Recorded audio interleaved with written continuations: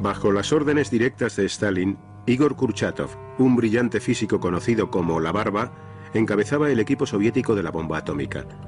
Estaban decididos a acabar con el monopolio atómico que ejercía Estados Unidos desde la guerra. El 29 de agosto de 1949 alcanzaron el éxito.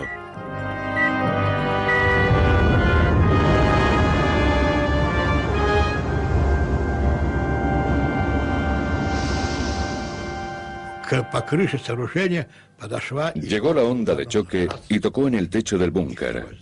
1, 2. Como si fuera el genio de la lámpara liberado por nosotros, nos daba una palmadita y las gracias por haberle liberado de su largo cautiverio. Era el inicio de la carrera nuclear.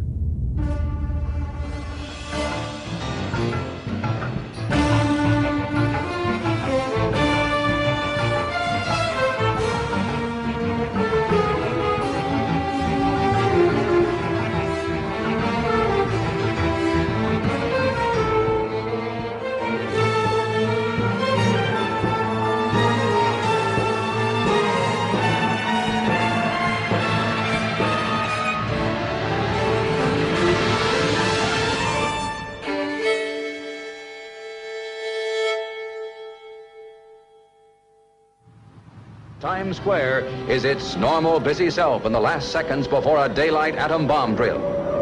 Estados Unidos se prepara para un ataque nuclear. The siren's wail sends New York's inhabitants to shelter. All buses, taxis, and autos discharge their passengers, who are guided by wardens to shelters. Movement is rapid but orderly.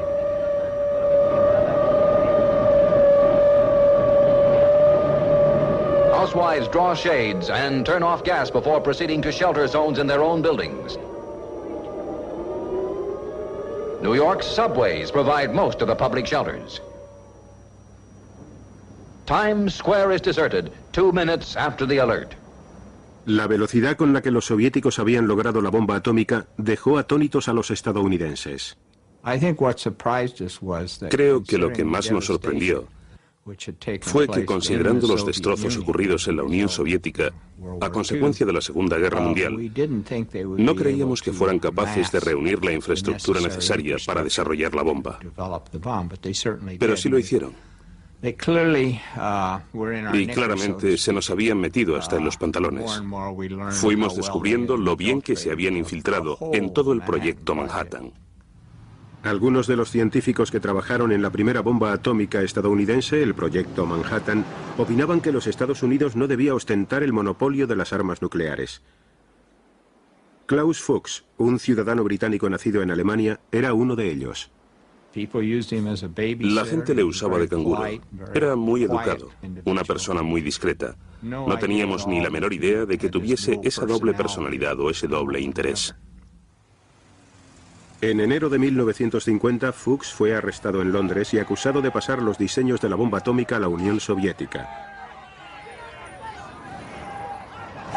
Fue sentenciado a 14 años por espionaje.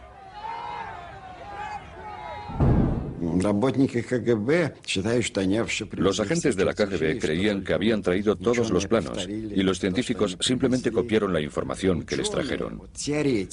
Los científicos dijeron que los datos de espionaje eran muy importantes. Los ingenieros mostraron menos entusiasmo. Dijeron, ¿y qué si tenemos la información? ¿Cómo hacerla? ¿Cómo usarla? Eso no estaba claro. Estados Unidos acudió a sus científicos para recuperar la ventaja. En los laboratorios nucleares de Los Álamos planificaron la bomba de hidrógeno. En aquel momento nos parecía que el rendimiento de la bomba atómica estaba limitado aproximadamente al rendimiento que se obtuvo en la guerra contra Japón, mientras que con la bomba de hidrógeno el rendimiento era absolutamente ilimitado. En concreto nos parecía que la bomba de hidrógeno era 1000 veces más potente que la bomba atómica, igual que la bomba atómica había sido 1000 veces más potente que las bombas químicas utilizadas en la Segunda Guerra Mundial. Este enorme poder destructivo impactó a Robert Oppenheimer, antiguo líder del proyecto Manhattan.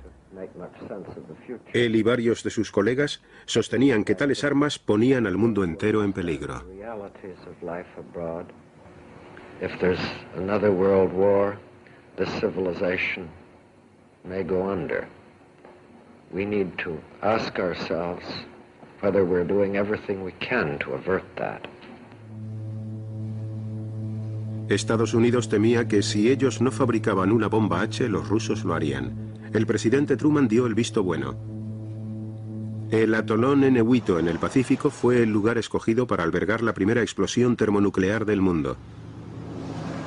En 1952 la operación Ivy estaba lista. Requería un inmenso sistema de refrigeración, pesaba más de 82 toneladas y tenía 6 metros de altura. In less than a minute, you will see the most powerful explosion ever witnessed by human eyes. The blast will come out of the horizon just about there. And this is the significance of the moment. This is the first full-scale test of a hydrogen device. If the reaction goes, we're in the thermonuclear era. For the sake of all of us, and for the sake of our country, I know that you join me in wishing this expedition well. It is now 30 seconds to zero time. Put on goggles or turn away. Do not remove goggles or face burst until 10 seconds after the first light. Minus 10 seconds. 9er, 8, 7, 6, 5er, 4, 3, 2, 1, T0. El 1 de noviembre de 1952, la primera bomba de hidrógeno del mundo explotó con una fuerza equivalente a más de 10 millones de toneladas de TNT. 1000 veces la potencia de la bomba lanzada sobre Hiroshima. Uno no sabe lo que es el calor hasta que sientes el de una bomba de hidrógeno de 10 megatones. No para. El calor va subiendo más y más. Y empiezas a preocuparte, aunque estés a unos 30 kilómetros de distancia. Por supuesto, la isla entera desapareció, lo cual fue muy impresionante, y la laguna entera tenía un color blanco lechoso. Luego nos pidieron que fuésemos a recoger muestras, así que nos subimos a una lanchita con unos cubos y fuimos hacia el cráter cogiendo el material radiactivo para llevárselo a los químicos y que lo analizaran, y así poder establecer el rendimiento. Pero éramos jóvenes y fue muy divertido.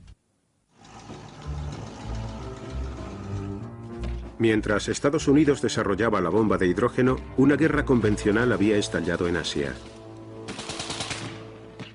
Korea is a small country, thousands of miles away. But what is happening there is important to every American. The fact that communist forces have invaded Korea is a warning that there may be similar acts of aggression in other parts of the world. El Congreso aprobó un aumento de 40.000 millones de dólares en el presupuesto de defensa. Truman, reacio a volver a utilizar armas nucleares en Asia, luchó contra los comunistas de Corea con armas convencionales.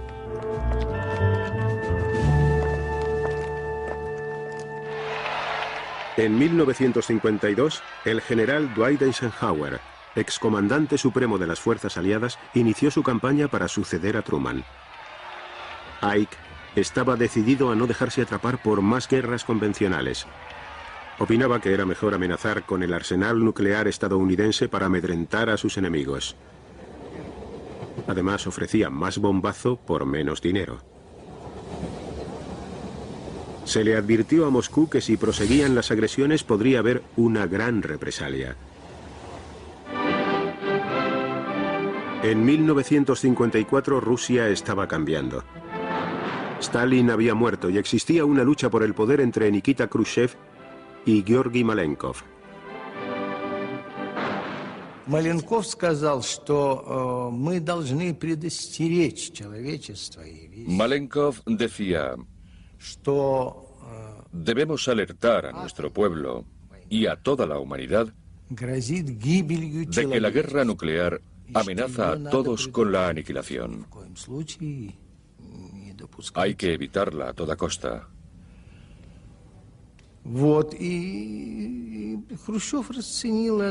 Pero Khrushchev lo veía como un intento de desarmar y debilitar al pueblo soviético. Ese mismo año, los líderes soviéticos presenciarían una demostración de su poder nuclear. Атомная бомба сброшена.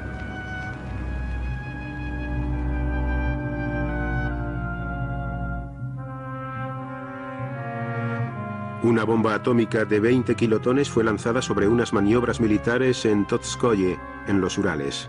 Внимание! Идет ударная волна.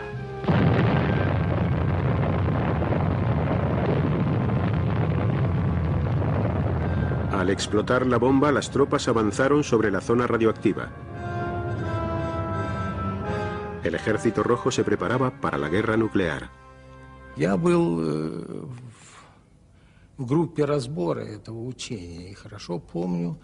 Yo era miembro del equipo de asesores para aquella prueba. Recuerdo muy bien cómo el mariscal Bulganin, ministro de Defensa, dijo que las armas nucleares no eran tan aterradoras como habían advertido los imperialistas.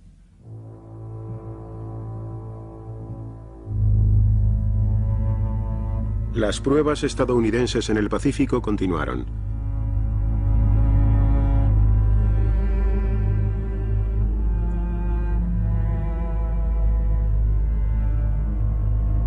En 1954, la Gamba debía explotar con una fuerza de unos 5 megatones, pero los cálculos eran erróneos.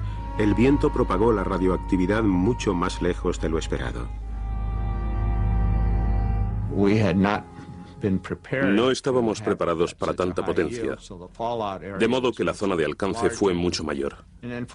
Y por desgracia, había un pesquero japonés, creo que se llamaba el Dragón de la Suerte, sobre el que cayó parte de la radiactividad. No tenían ninguna información de qué era aquello, y estaban muy lejos. Y antes de poder enviarles la información, o detectarle siquiera, algunos tripulantes sufrieron los efectos de la radiación. Los pescadores se encontraban a más de 130 kilómetros de distancia cuando se vieron engullidos por una nube de polvo radioactivo. Una vez más, los japoneses han sido envenenados con las cenizas de la muerte, titulaba un periódico japonés. Los 23 tripulantes enfermaron y uno murió. Me pareció una desgracia que unos seres humanos hubiesen resultado afectados, pero la gente sufre daños con toda clase de cosas. No entiendo por qué la reacción del público fue tan grande. Tal vez porque la prensa tiene un efecto tremendo sobre la opinión pública. Pero no era solo la prensa. Un excientífico de Los Álamos también estaba preocupado.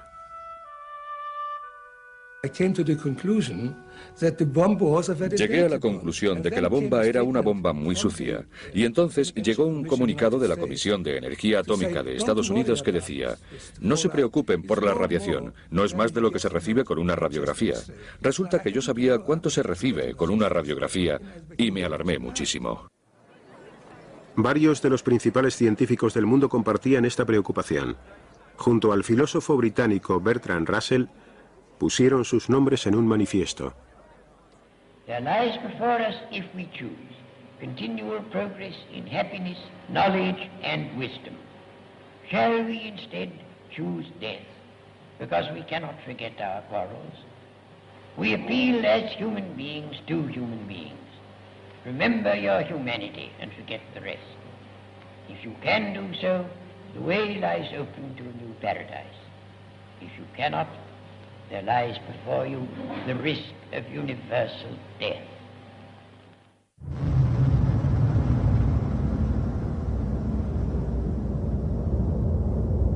En 1955, Rusia lanzó la primera bomba H aérea.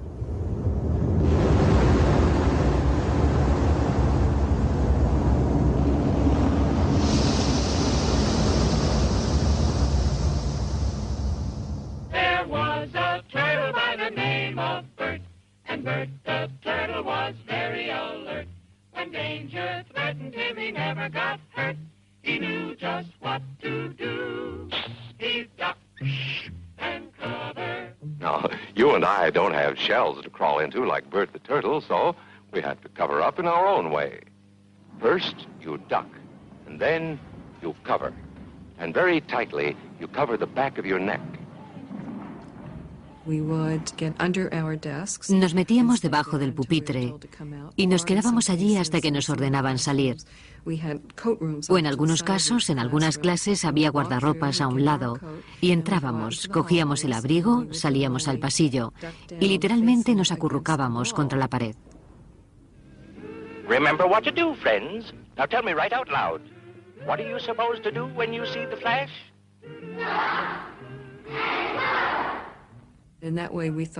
Así creíamos protegernos de las bombas y de cualquier daño que pudiéramos sufrir.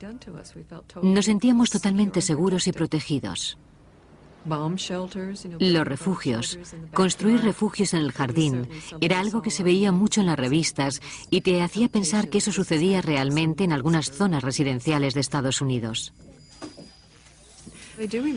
Recuerdo que pensábamos en zonas de nuestra casa en la que esos enemigos, esos rusos, jamás nos encontrarían y donde estaríamos muy a salvo para siempre. En los años 50, ni se nos pasaba por la mente que los americanos tuviesen miedo de una invasión soviética. Creíamos que sabían que solo teníamos intenciones pacíficas, que solo queríamos vivir en paz. Queríamos reconstruir nuestro país. Teníamos nuestros planes quinquenales. En ninguna parte estaba escrito que quisiéramos invadir a nadie.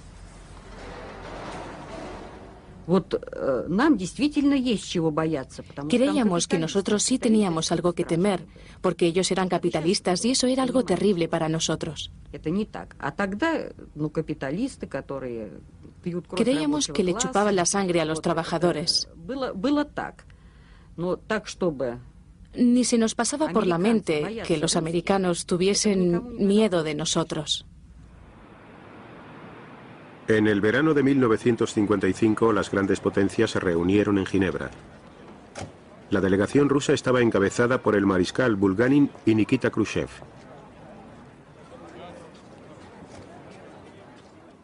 La propuesta más sorprendente de Eisenhower fue la de cielos abiertos.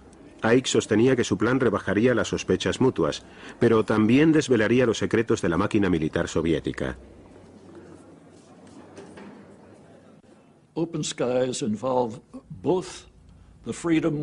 Cielos abiertos contemplaba la libertad para sobrevolar al enemigo y observar, fotografiar y observar lo que pasaba, así como el intercambio de planos, como dijo Eisenhower, de los programas militares de ambos bandos.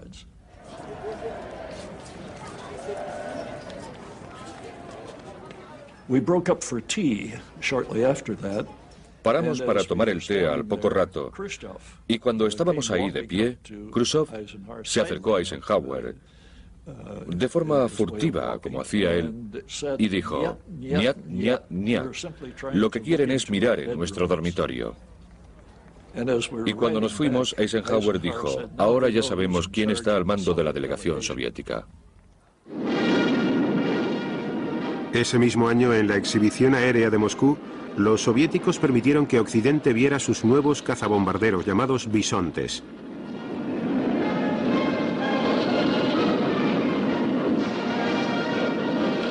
Además, por encima volaban 10 aviones de largo alcance Tu-95, capaces de llevar una bomba nuclear hasta Estados Unidos.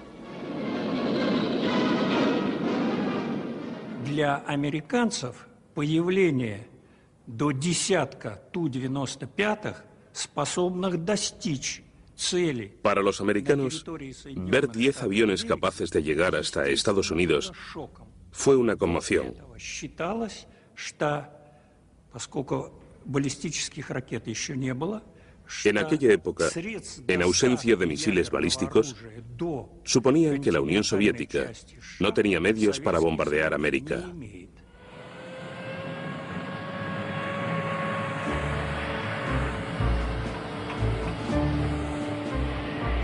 En respuesta al miedo por el desequilibrio de bombarderos, Ike dobló la producción de los B-52. Estados Unidos necesitaba saber cuánta era la diferencia en realidad.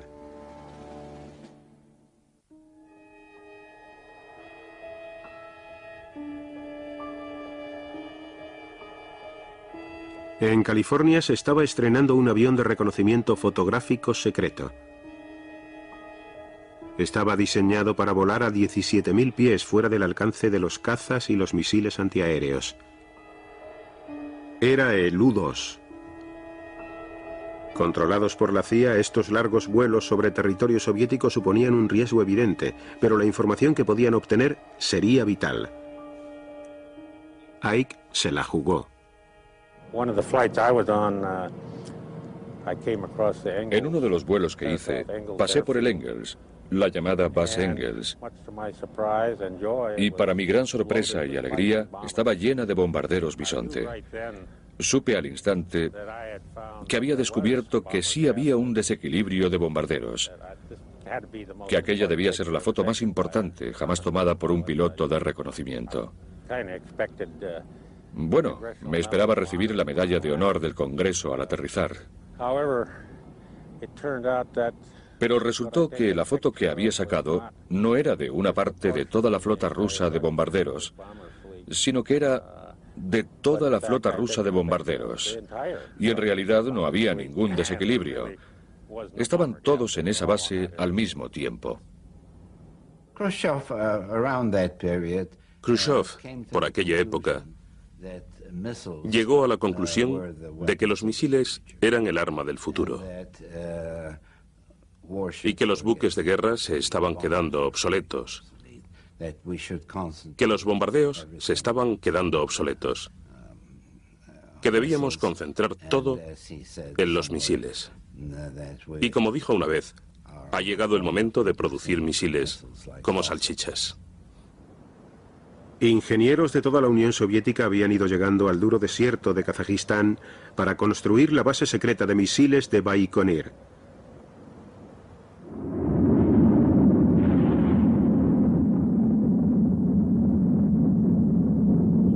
El 15 de mayo de 1957 empezaron a probar el primer misil balístico intercontinental del mundo, un ICBM. Teníamos que guardar un secreto tan estricto que no podíamos mencionar la palabra misiles ni entre nosotros mismos. Lo llamábamos el mecanismo, el producto. Lo llamábamos querido. Ese romanticismo nos ayudaba a vivir, a seguir adelante. Producir misiles era solo el primer paso. El siguiente sorprendería al mundo entero.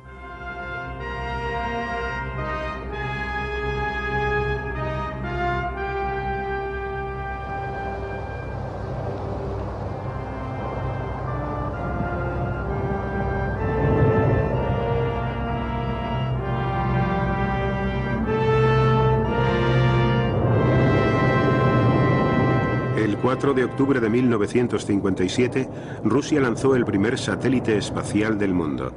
Lo llamaron Sputnik, compañero de viajes de la Tierra.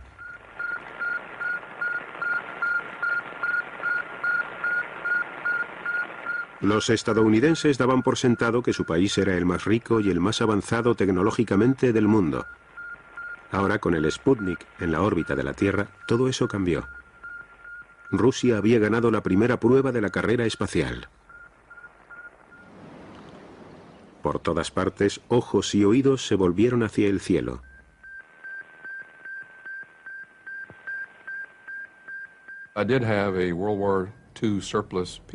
Tenía un equipo de la Segunda Guerra Mundial en el garaje. Llevaba allí un tiempo sin usarse y era demasiado pesado para meterlo en casa, de modo que lo encendí. Sintonicé uno de los canales justo por encima de la frecuencia de 20 MHz y muy débil. Al fondo, entre todos los ruidos, pude oír un sonido. Era más como un grillo que un bip, digamos. Para mí fue la confirmación del hecho de que los rusos habían puesto un satélite en órbita.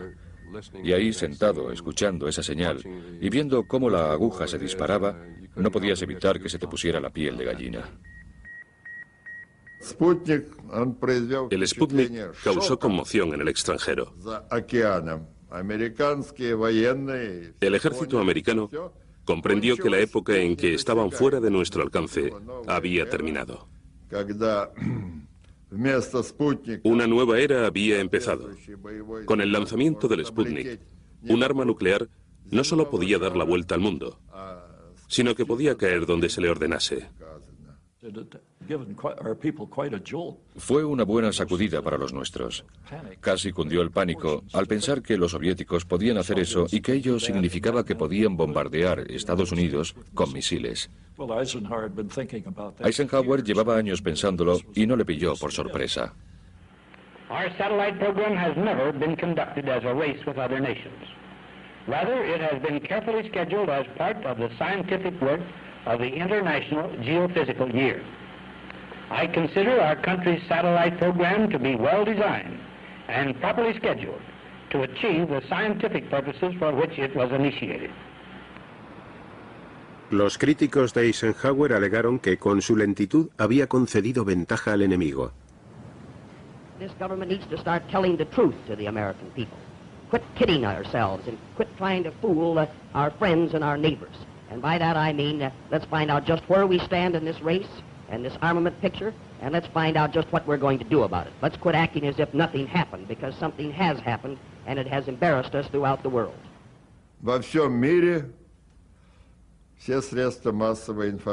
Los medios de comunicación de todo el mundo estaban embargados de emoción porque el hombre había podido llegar al espacio. Nos hubiese gustado descansar un poco, pero Khrushchev tenía razón. Он понял, что победы в космосе могут иметь в политике большее значение. Comprendió que las victorias en el espacio podían tener mayor importancia en política que la amenaza de un palo con una bomba nuclear en la punta. En menos de un mes Rusia tenía preparado el Sputnik 2.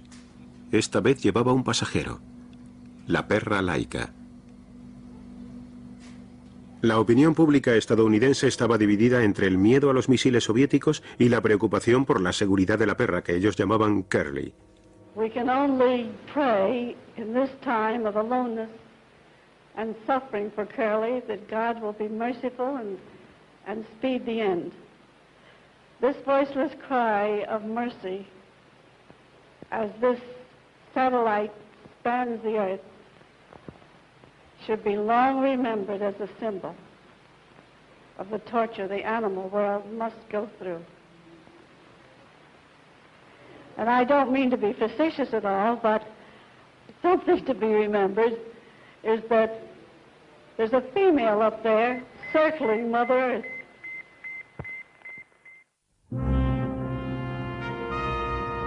Para alcanzar a los rusos, Estados Unidos impulsó su propio programa de satélites.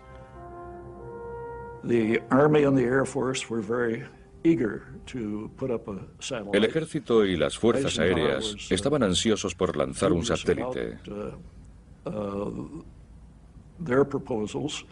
Eisenhower dudaba sobre sus propuestas y decidió llamar a la Marina para que fabricase un nuevo satélite llamado Vanguard, y que solo estaría dedicado a fines civiles y pacíficos. And so at the sunrise hour of the launching day, the U.S. scientists realize the world is watching and waiting.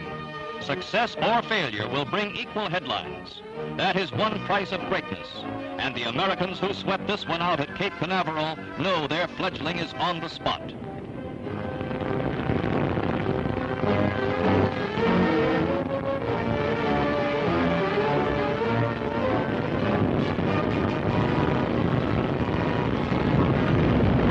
Rising but a few feet, the three-stage 72-foot rocket loses its thrust. The remarkable slow-motion films tell the rest of the story. Fue una humillación nacional. La prensa mundial se cebó. Había que hacer algo urgentemente para restaurar la confianza en la tecnología estadounidense. Al rescate llegó un antiguo científico de cohetes alemán, Werner von Braun. Su equipo había trabajado en un misil militar conocido como el Redstone. A toda prisa le colocaron un satélite Explorer.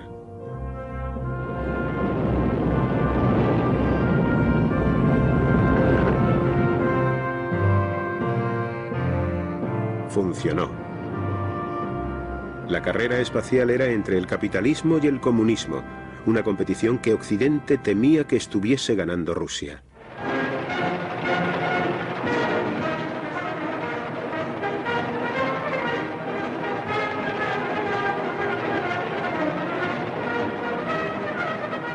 Rusia rebosaba orgullo y rindió homenaje a sus nuevos héroes científicos.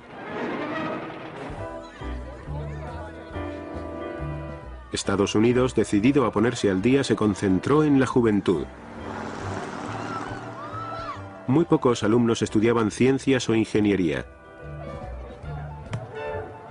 Demasiados se apuntaban a carreras más blandas.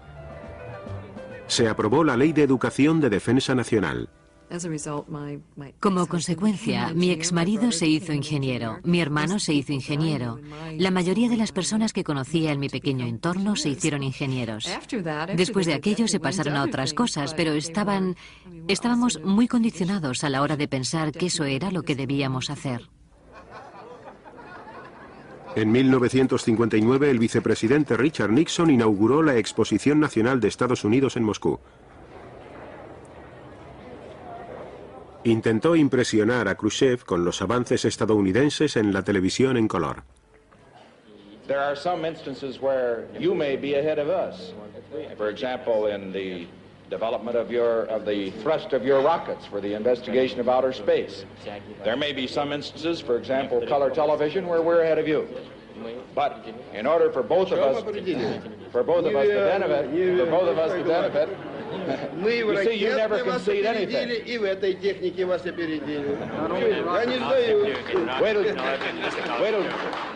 till you see the picture.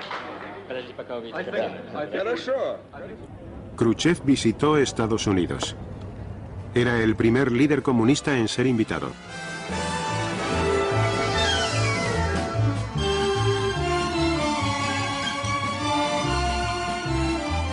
En Hollywood, las estrellas acudieron a entretenerle.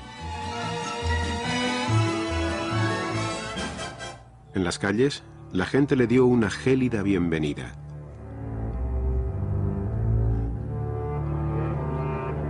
Los últimos días de la visita los pasó con Eisenhower en Camp David. Ambos dijeron que estaban dispuestos a frenar la carrera armamentística. A Eisenhower le resultaba difícil apoyar una reducción. El pueblo norteamericano estaba convencido de que el desequilibrio de misiles favorecía a Rusia. Ike dudaba del desequilibrio real que había. Los aviones espía U-2 habían estado buscando misiles y habían encontrado muy pocos. Necesitábamos la información que nos traía el U-2, ya que los rusos lo llevaban todo en secreto. Era el país más grande del mundo y no tenía ni turistas ni nada. Necesitábamos un medio especial para saber cosas. El piloto Gary Powers fue escogido para una de las misiones de espionaje más largas y peligrosas de la historia. Despegaría desde Pakistán y volaría hacia el norte atravesando Rusia. Su ruta le haría pasar sobre unas nuevas y mejoradas defensas antiaéreas. Nada más entrar el U-2 en territorio soviético, el radar ruso lo detectó. Los cazas MiG despegaron, pero no podían llegar tan alto. Se dio la orden de disparar los nuevos misiles S-75.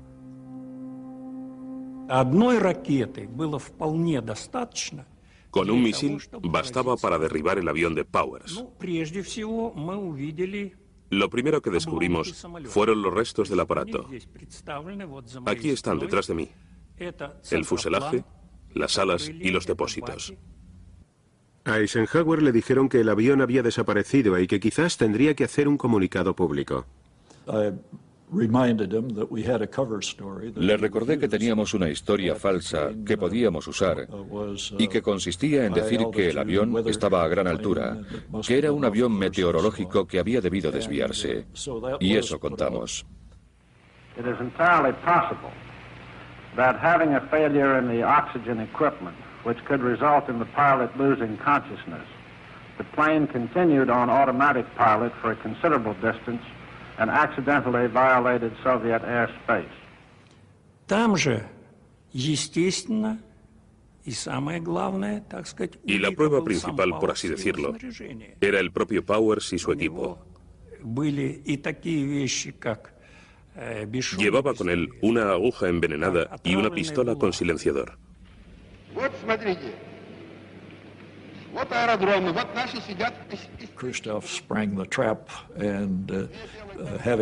Khrushchev había puesto una trampa y nos había pillado. Dijo que no solo tenía el avión, sino que tenía al piloto, que no era un avión desviado, que estaba en su curso, que no era un avión meteorológico, que era un avión espía, que lo sabía todo y que exigía una disculpa de Estados Unidos. It appears that endeavoring to obtain information now concealed behind the Iron Curtain, a flight over Soviet territory was probably undertaken by an unarmed civilian U-2 plane.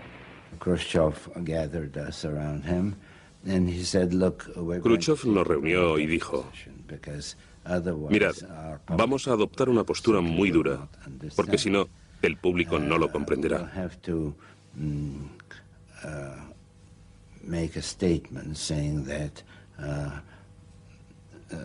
Emitiremos un comunicado diciendo que el presidente debe pedir disculpas, debe castigar a los responsables de estos vuelos y debe decir que no se repetirán nunca más". 2 semanas después de derribar el avión en la largamente esperada cumbre de París, Khrushchev, furioso porque Eisenhower no pedía disculpas, abandonó la reunión.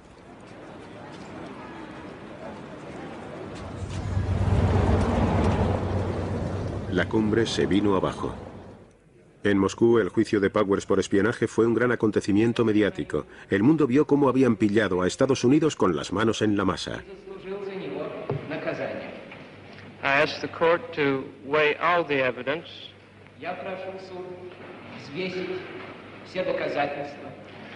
and take into consideration not only the fact that I committed the crime,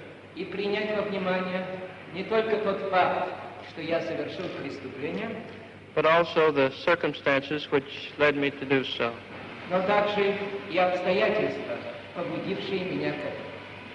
Powers fue condenado a 10 años de cárcel. Khrushchev temía que los vuelos del U-2 hubiesen destapado el farol de su superioridad en los misiles.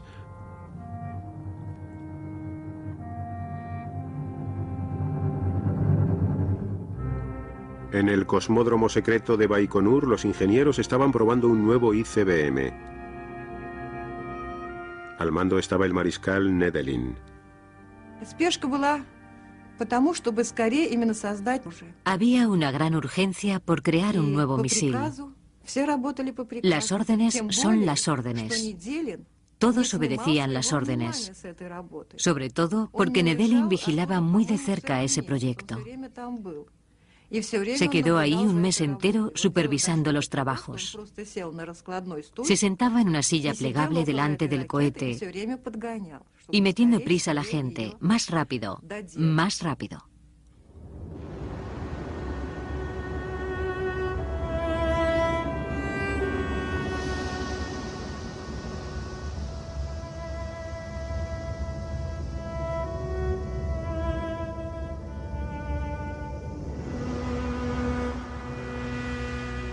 Al colocar un panel de control, el motor ardió en llamas.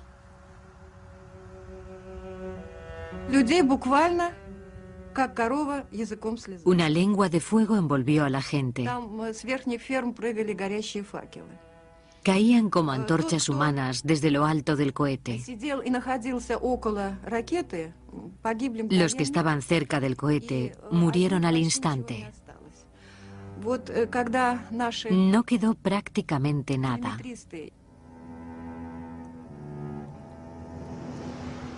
Murieron 189 personas.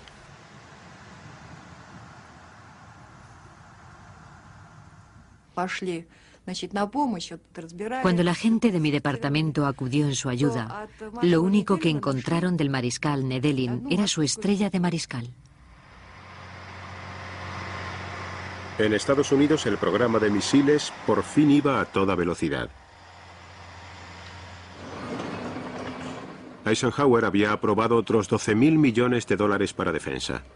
Los misiles Atlas, Thor, Minuteman y Polaris pasaban las pruebas con éxito.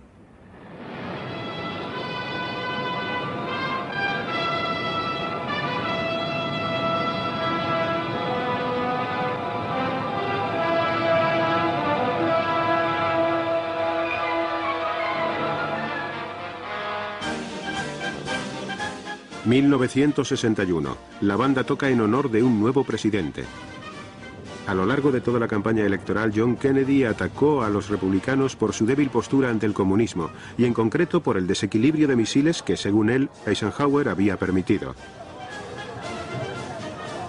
Kennedy prometió que sus expertos en defensa solucionarían el problema. Yo apenas sabía la diferencia entre un arma nuclear y un arma convencional. Pero tuve un contacto y un aprendizaje muy rápidos,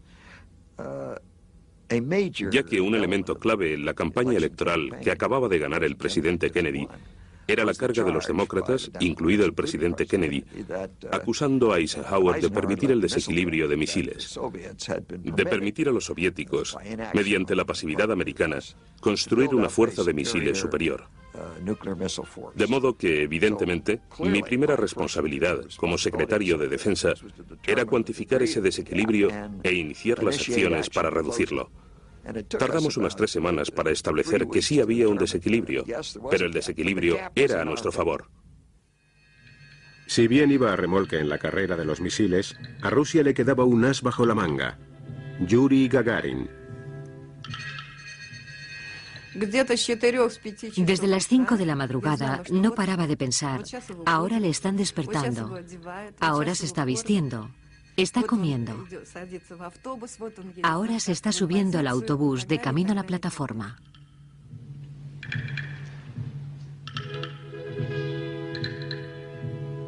Gagarin había sido escogido para ser el primer hombre en salir al espacio. Detrás de él vemos a su reserva, German Titov. Para nosotros era un trabajo corriente. Bueno, no tan corriente porque teníamos que pilotar cohetes y Sputniks, pero estábamos preparados para eso.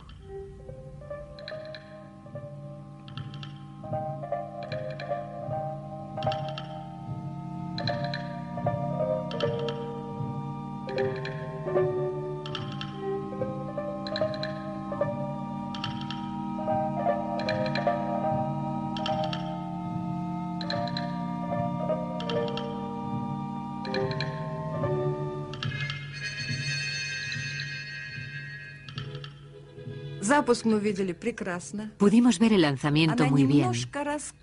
Al principio el cohete empezó a moverse muy poquito y de repente, salió disparado, directo al cielo. Fue de una belleza increíble, sobre todo para nosotros, que tanto esfuerzo habíamos puesto en el proyecto.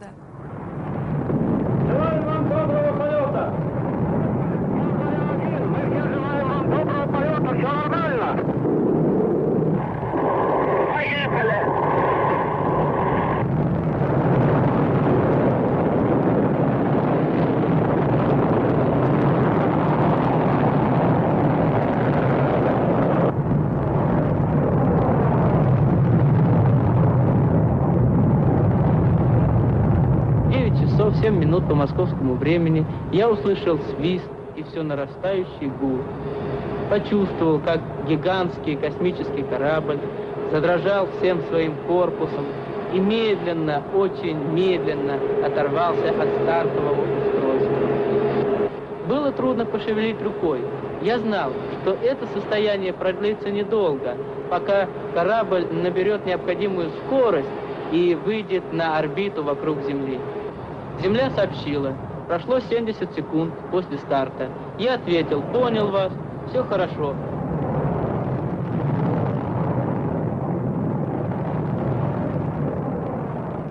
Gagarin dio la vuelta a la Tierra. El vuelo había durado 108 minutos. A su regreso fue recibido como un héroe.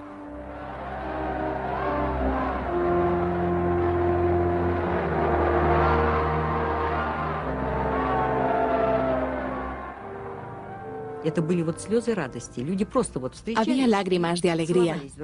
La gente besaba desconocidos en las calles y Gagarin era el amor de todo el mundo.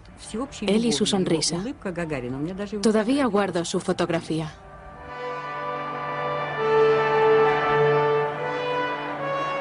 Su proeza deleitó a todos los rusos y al mundo entero.